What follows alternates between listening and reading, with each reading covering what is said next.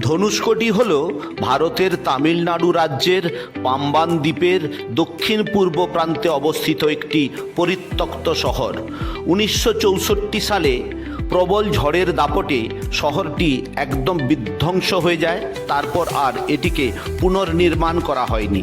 এই পাম্বান দ্বীপেই বিখ্যাত রামেশ্বরম মন্দিরটি অবস্থিত।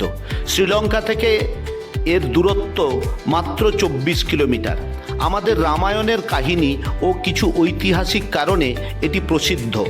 ভারত মহাসাগরের আর বঙ্গোপসাগরকে যেন ফালাফালা করে দিয়েছে একটি রাস্তা, যা নাকি রাম সেতুর অংশ।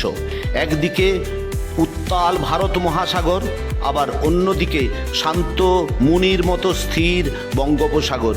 এই স্থির সমুদ্রে অন্যান্য পর্যটকদের সাথে আমরাও মহানন্দে স্নান করেছি আর সাঁতার কেটেছি। অঙ্গ প্রত্যঙ্গ স্থির রেখে ভেসেছিও। ঢেউ ঠিক নয়, সামান্য তরঙ্গের সাথে সাথে এই শরীরটাও ভাসতে ভাসতে ওঠানামা করছে। এই দৃশ্য আপনাদের সাথে শেয়ার করলাম।